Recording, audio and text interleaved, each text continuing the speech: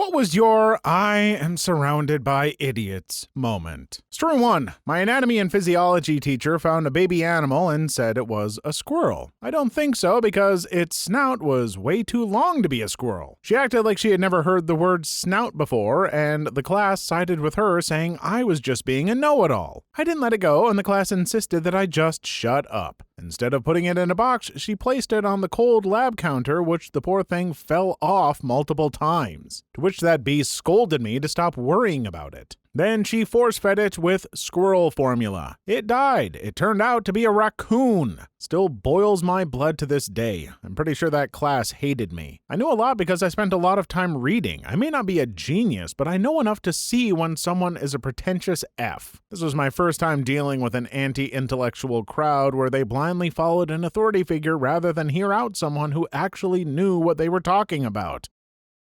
Story 2. I got a job washing dishes. The current dishwasher was training me. The machine ran out of detergent, so he lugged out a new 5-gallon bucket. These don't open, so you have to stab a hole in the cap to get the hose in. I'm dubious, but I'm 17. It's my first day on the job.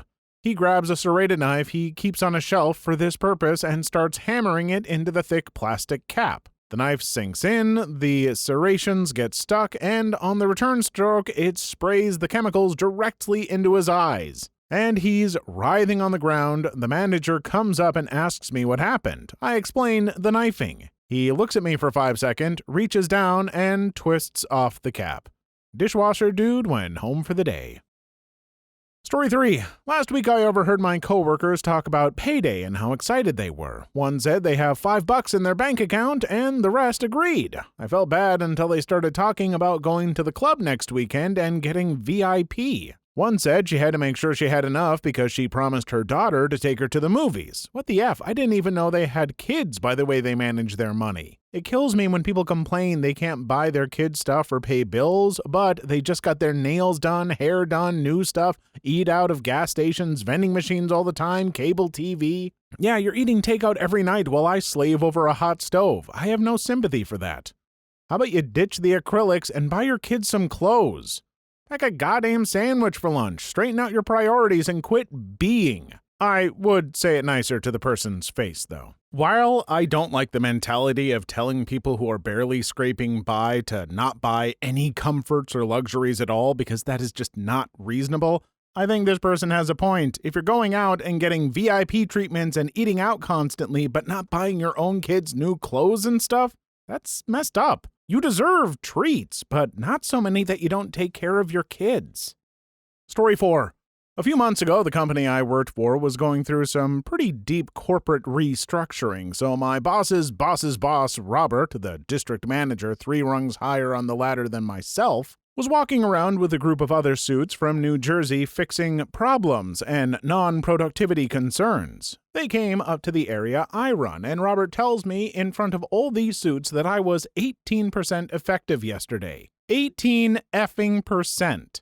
I tell him that cannot be possible. He shows me an Excel file, and I'm trying to explain how all these numbers are wrong, the formulas are incorrect, none of it makes any sense. I have no clue where these numbers could have even come from. I ask him what kind of productivity I would need to run to hit 100% effectiveness. He and the series of suits whip out their cell phones and start trying to drum up the math on calculators. It's an awkward moment where everyone is on their phones drawing up numbers based on more numbers that are totally incorrect. I was just shocked that I was surrounded by guys and girls making 4 times what I do a year, fumbling with each other, struggling to put together basic mathematical problems. None of them were willing to concede that they had absolutely no idea what the F they were doing. None of them wanted to concede that the guy who's been doing this for 10 years would know his crap better than they do. I thought Kafka had over-exaggerated the bureaucratic hell presented in his works, but at that point, I was living it full on.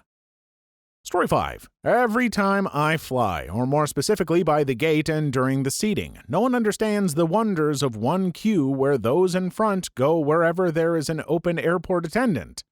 The efficient and orderly way to do it. And during seating, every goddamn person just must stand in the middle of the effing aisle to put their oversized 70-kilogram carry-on in the overhead compartment instead of stepping into your row before doing so, which would let others pass by you to find their own seats in the meantime.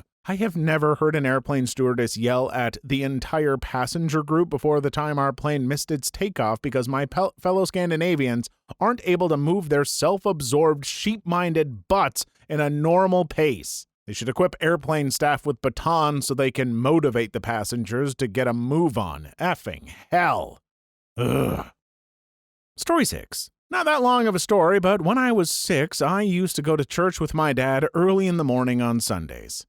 One Sunday, my elderly neighbor's house was flooded with cops and detectives who were canvassing the whole property looking for clues, I guess. Me and my pops went over to see what the commotion was about, only to overhear that the elderly wife in the house thought her husband disappeared or was kidnapped. I noticed his new car wasn't there, and in a moment of revelation just screamed out, "Where's his Lexus?" Everyone looked at me a bit dumbfounded and had a realization. That dude went out for a drive in his new car. At 6 years old, I broke the case. Later on in the day, the old man came up to us and told us how stupid the cops were and how thankful he was for me breaking case, which brought the complete cluster F of cops at his home to an end. "Officers, please, you have to help me find my husband. He isn't here. I don't know what could have happened to him. The last thing I heard from him was, 'Ethel, I'm heading out for a drive. I'll be back in a bit.' My God, that must have been 12 minutes ago. Who knows what happened to him?"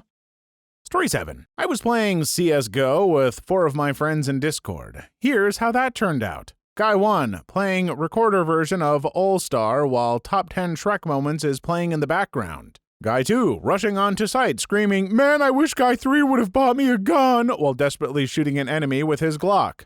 Guy 3, laughing his butt off while spraying down enemies with an auto with Riptide Ear playing. Guy 4, bragging that he muted Guy 1 and that he is smart for doing so and that he doesn't even know why we play with him. And then when we say that he shouldn't say that, he responds with, "Nah, he can't hear me, although he can." Me, dying inside. Story 8. In math class, I was surrounded by a group of people who were discussing yesterday's homework questions. The problem was, all of the stuff they were talking about were so out of left field that they almost seemed incomprehensible. So when the lecture started, they started to ask questions to the teacher about the stuff they were discussing. The problem was, the teacher just nodded and said, "Excellent questions." Turns out, I was the idiot. Story 9.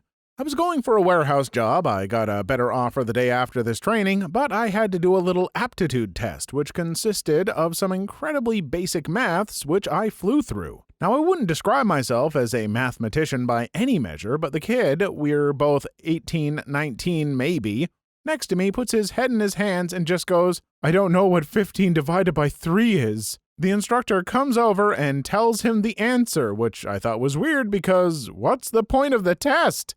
Took me a couple of seconds to realize she'd told him the answer was 3. Story 10. Not me, but I read a story here where a guy in his class was told Jupiter is bigger than the sun. And the guy argued the whole year that was wrong. He argued many times about this, and the whole class thought he was an idiot. Then they went and visited some, museum. And there was a space section with a person who knew a lot about space. So the guy raised his hand and asked if Jupiter is bigger than the sun. And the whole class just groans. The space guy laughs and says the sun, and the guy is like, "I told you so!"